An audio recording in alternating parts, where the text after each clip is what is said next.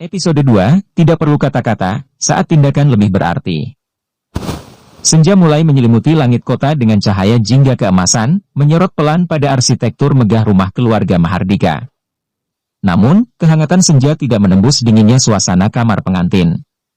Dua individu duduk dalam diam, terikat secara sah, namun jiwanya tetap asing satu sama lain.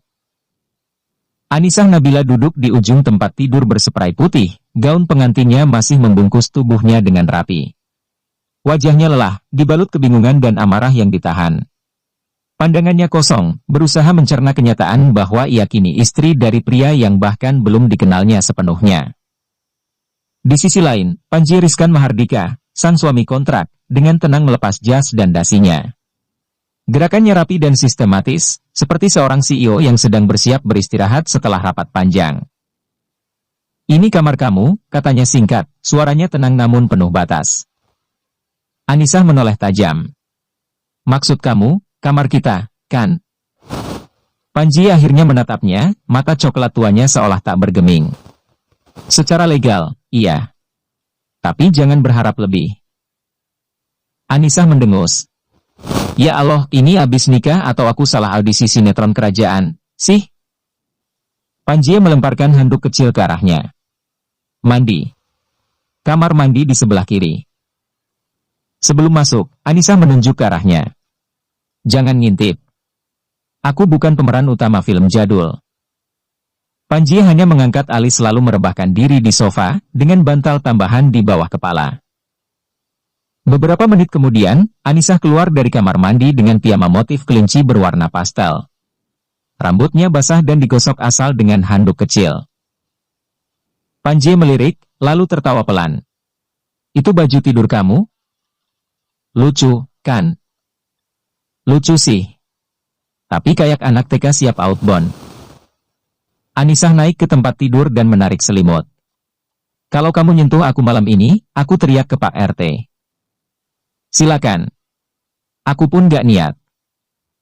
Namun, saat lampu kamar padam, Panji menatap punggung Anisah yang tertidur membelakanginya.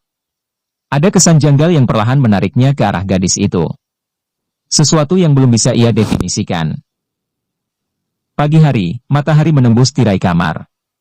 Anisah bangun duluan, lalu menoleh ke arah Panji yang masih tidur di sofa, miring dan nyaris jatuh. Ia terkekeh. Kasur segede ini, tapi gengsi banget tidur bareng. Panji mengerjap. "Kamu ngomongin aku, ya?" "Enggak, aku lagi baca mantra." "Ngiler, ya." "Hei, kamu tuh semalam ngorok kayak mesin pemotong rumput." Keduanya tertawa. Perlahan, jarak mulai mengecil. Di ruang makan, suasana berubah kaku saat ayah Panji ikut duduk bersama mereka. "Anisah, semoga kamu bisa membuka hati Panji. Dia terlalu lama menyimpan luka." Anisah tersenyum. "Insya Allah, Pak. Tapi kalau gagal, saya siap duel." Panji hanya menunduk, menyembunyikan senyum kecil di balik cangkir kopinya. Hari-hari berikutnya diisi bentrokan kecil yang absurd. Dari perang handuk basah, rebutan remote TV, sampai rebutan siapa yang habiskan pasta gigi. Tapi di tengah semua kekonyolan itu, benih ketertarikan tumbuh diam-diam. Suatu malam, Anisah ketiduran di sofa dengan remote di tangan. Panji pulang kerja dan menemukan gadis itu tertidur pulas. Ia mendekat pelan dan menyelimuti tubuh mungil itu. Tatapannya melembut. "Kenapa kamu bisa sekuat ini? Padahal bawel, cerewet, suka ngambek. Tapi, sejak kamu datang, rumah ini nggak lagi terasa kosong." Suara hujan rintik terdengar samar dari luar jendela. Anisah baru saja selesai mencuci piring di dapur, mengenakan celemek bergambar ayam lucu. Rambutnya ia ikat asal, pipinya agak kemerahan karena kepanasan. Saat ia berjalan menuju ruang tengah, Panji duduk santai di sofa dengan kemeja putih yang lengannya digulung, membaca dokumen kerja di tablet. Pose duduknya tegap, ekspresi wajahnya datar, tapi entah kenapa, aura gantengnya tetap maksimal. Anisah mengintip dari balik dinding sambil menggerutu pelan. "Kenapa sih, dia bisa kelihatan kayak iklan parfum terus, padahal cuma diem doang?" Panji menoleh perlahan, seolah mendengar ocehannya meski tak satu kata pun terucap. Tatapannya singkat, tapi tajam. Kamu mau ngintip aku atau ada urusan penting? Anissa langsung muncul dari balik tembok, cengengesan. Gak. Aku cuma nyari angin. Angin ada di luar, bukan di balik tembok. Jawab Panji singkat sambil kembali ke tabletnya. Senyap. Hanya suara hujan dan jantung Anissa yang deg-degan sendiri. Kamu tahu nggak kalau suami-suami di drama tuh suka bantuin istrinya nyapu loh, ucap Anissa, mencoba memancing. Tanpa menoleh, Panji menjawab datar, aku bukan aktor. Dan rumah ini ada pembantu. Anissa melotot, lalu melempar bantal kecil ke arahnya. Panji menangkap bantal itu tanpa mengalihkan pandangan dari tabletnya, lalu meletakkannya di samping. Santai. Efisien. Cool banget. Kamu kok kayak pahlawan super ya? Nangkep bantal tanpa lihat. Hebat, Tuan Dingin. Aku cuma refleks. Dan sedikit terganggu. Wow, makasih loh, sudah jujur. Anissa bersungut-sungut, tapi tak bisa menyembunyikan senyumnya. Panji mendesah pelan, lalu mematikan tabletnya. Ia berdiri dan berjalan ke arah Anissa. Langkahnya tenang, ekspresinya tetap flat, tapi sorot matanya dalam. Anissa langsung mundur setengah langkah. Kamu mau ngapain? Panji mengangkat satu alis. Kamu yang bilang aku nggak romantis, kan? Ya, iya sih. Tapi, sebelum sempat selesai bicara, Panji menarik celemek ayam lucu dari tubuh Anissa dengan pelan. Kamu kelihatan lebih waras tanpa ini. Anissa melongo. Kamu baru ngatain aku? Fakta. Tanpa berkata lebih, Panji kembali ke sofa dan duduk seperti biasa. Santai. Datar. Tapi sukses bikin jantung Anissa kebat-kebit nggak jelas. Anissa berdiri mematung.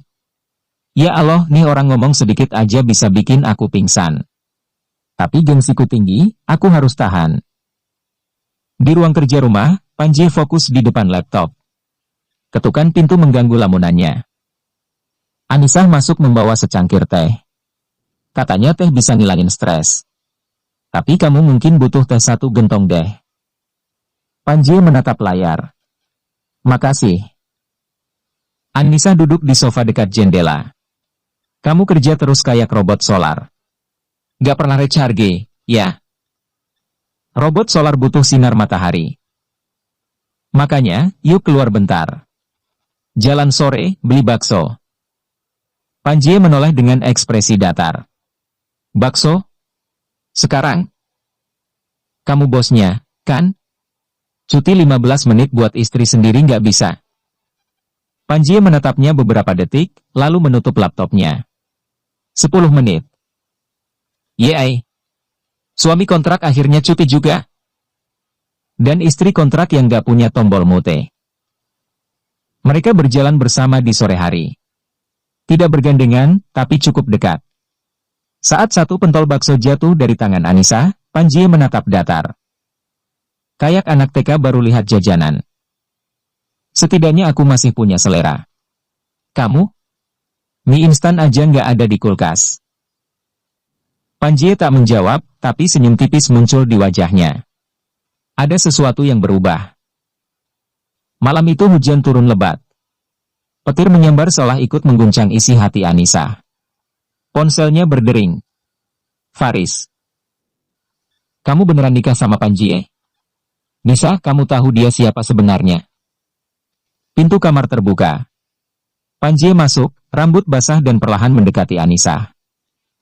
Anissa menatapnya, wajahnya serius. Kamu nyembunyiin sesuatu dari aku? Panji berhenti. Pandangannya tetap tenang. Kalau iya, kamu mau percaya begitu aja? Tergantung, seberapa penting rahasia itu. Aku nggak pandai terbuka, Anissa. Tapi aku juga nggak akan jadi alasan kamu terluka. Anissa menunduk. Kepalanya penuh konflik. Ia merasa mulai goyah. Tapi Faris masih menjadi bayangan. Sementara di kamar, Anissa masih bengong. Tuan Dingin, kamu siapa sebenarnya sih? Jangan-jangan kamu agen rahasia? Mafia?